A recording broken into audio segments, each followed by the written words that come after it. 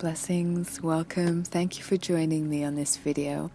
And this video is inspired by an email I got recently from a beautiful person who was asking for very simple tips on how to begin their holistic lifestyle journey. Now, before I start this video, I'd like to say that one thing I love specifically about leading a holistic lifestyle is it doesn't matter where you start on your journey, because it's a never-ending process. It's something that just continues and continues. So even if you've been into the holistic lifestyle for 20 years or more, there's always stuff to learn. There's always things to learn. There's always new research. There's always new therapies. There's always new ideas and inspirations that are coming out constantly. So it's an ongoing journey. There's never really an end point, which is one of the things that I love most about leading a holistic and natural lifestyle. And it goes hand in hand with natural hair journey. So this is one of the reasons I'm making this video, because many people who explore the natural hair journey, sometimes they find themselves exploring natural holistic lifestyle as well. So hopefully these tips will come in handy if you're looking to just use really practical tools in your daily life to explore this whole beautiful doorway to how to live your life in a more kind of mind, body, soul level. So the first tip I would say, and I mentioned in another video, is looking at how you wake up in the morning, how your morning routine in general is, especially if you're leading a very busy lifestyle, and most of us are leading a very hectic lifestyle anyway. So take a look at how you've been reacting throughout your day, or how you've been triggered throughout your day when stressful events happen, when you have a very stressful morning versus when you've had a relaxed morning, and the rest of the day, how it kind of ends up. Just see the difference between having a more relaxed morning and a more hectic morning. And having a more relaxed morning doesn't necessarily mean that you have to spend a whole hour doing your meditation, yoga, whatever it is that makes you feel relaxed. It can be as simple as just taking 3 minutes in the morning as soon as you get up, maybe setting your alarm clock half an hour earlier than normal, just to create space for you to wake up, set some intentions, connect with your breath, and then continue doing your daily routines. And I find that this has been one of the most helpful things for grounding my energy and just being in a place where I feel more grounded, even when things, especially challenging things, come during the day. It just makes a huge difference. So that's one of the first things I would recommend, having a look at your daily morning routines and finding something, or finding a little bit of time where you can ground yourself and set those intentions in the morning before the day begins. And that really sets the tone for everything in terms of how you react and interact your energy in daily life. The next tip I would give you is kind of extending from that, is how you eat. So if you're eating in connection with nature and your seasons, you're more in tune with your energy. So maybe it's a good opportunity to not just connect with nature through walking and observing, but also looking at what you put in your body. Are you eating foods that are in season right now? And are you eating foods that are also supporting your energy fully?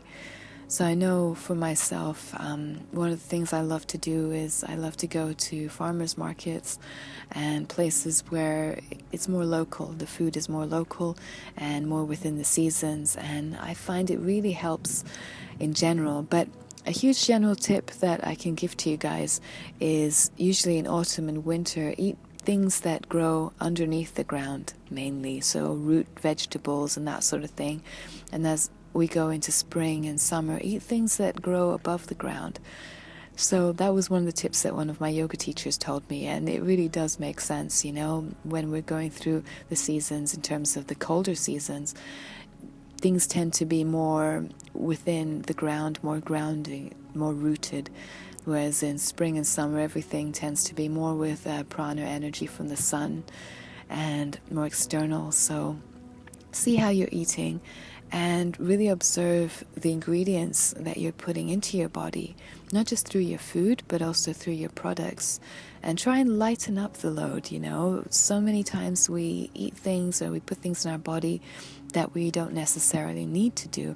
And sometimes it actually works out a lot cheaper when we start to explore making our own products, which I know a lot of people do when they go on their natural hair journey. They start to make their own natural shampoos and their own natural moisturizers and that sort of thing. And it's a really enjoyable experience just to get into being more in control of what we're putting on our body and in our body. And for me, on a personal level, I noticed that it made a huge difference in terms of my energy. I'm quite a empathic person. I tend to feel things very deeply, especially from my environment and how it affects my energy. And when I started looking at my diet in general and eating a much more lighter diet and also going more vegetarian and vegan, it just really lightened my energy in general, and I felt like I could connect more to myself. But of course, this is a very personal thing, and see what works for you. I'm not saying that being a vegetarian or vegan is the right option, but it does make sense in terms of lightening your energy and connecting more to prana energy in general, life force energy. You can get everything you need through a vegetarian and vegan diet, and even if it's just for one day a week, eating a vegetable and fruit-based diet, see how it affects you. You don't necessarily have to go full way and only eat vegan or vegetarian, but if it's just for one day a week, that helps to really change our energy, that helps to connect with our nature and our environment on a much more deeper level as well. The next thing I would say to do is connect with your breath. And I know that sounds so simple. Connect with your breath. You hear it all the time. Just breathe, relax. But no, really be proactive in how you're breathing. Most of us in our daily life, we're breathing very shallow breaths, especially if we're rushing, and we tend to breathe from our upper chest area. So give this time and this space every single day to spot check yourself. You know, doing your normal routines, whether you're at work or at home or going to school, whatever it is you're doing, take at least 5 times a day where you're connecting and checking out how your breathing patterns are. Are your breaths feeling natural and fluid? Are they feeling very stressed and broken into pieces? That sounds wrong, but you know what I mean. Is it feeling very stagnant? And whatever comes up for you, just observe it and take that moment to really breathe in much more deeply for a minute or so and see how your energy levels change and how your stress levels change as well. Maybe if you're leading a hectic lifestyle and you're maybe at an office or corporate environment and you're at the desk, you know, for example, you can be on your computer doing exactly the same things and breathing much more deeper. So it doesn't have to be complicated. It doesn't have to be something that takes a long period of time. It can just be about connecting to awareness and what comes up within you and slowly transforming old routines and old habits into positive ones. So find different ways to connect with nature, whether it's going outside, finding green spaces where you can relax, your local park, whether it's taking a short drive outside your city or town just to connect with nature and really observe it, because nature is so powerful, because it gives us so many indications of how we can best use our energy. For example, in winter and autumn, you'll notice that the colors like reds and deep oranges and that sort of thing tend to be very reflective of our lower chakras, which is more emotional, more going internally and that sort of thing. So you'll notice within your own energy, maybe you feel like hibernating more during autumn and winter. And that's the energy, and nature tends to tell us that through maybe the darker and longer nights as well.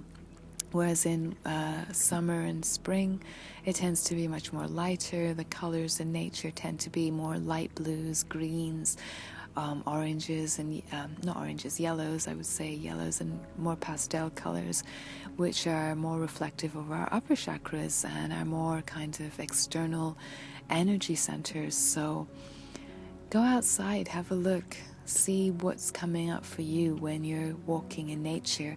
And this is a wonderful way to keep grounded as well, because as we're going through our daily life, we give off a lot of energy to everything. And connecting to nature is one of the ways that we can ground our energy very quickly, and where we can give ourselves space to reflect and connect and bring awareness to what's coming up within. Even if you're living in a busy city, find a local park.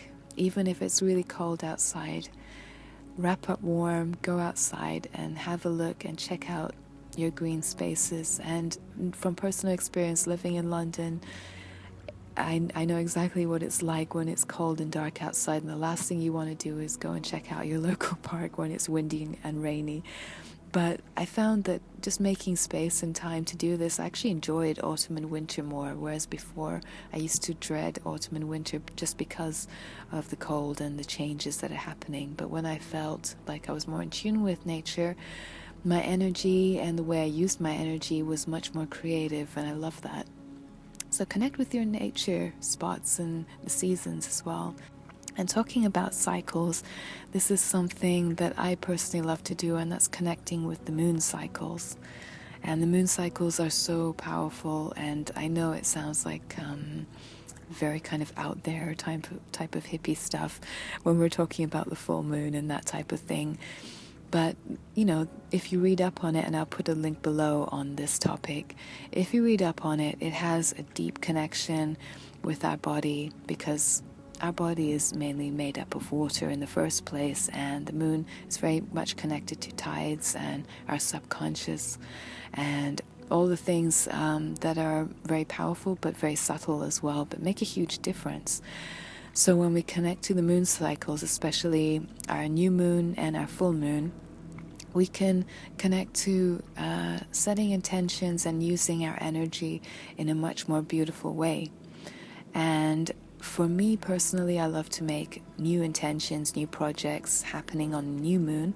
And the full moon is when I kind of take stock and take note of all the things that I've been working on and making space to really congratulate myself. I know that sounds strange, but really take that moment to feel grateful and congratulate myself for anything that I've been working on that's started to flourish and blossom.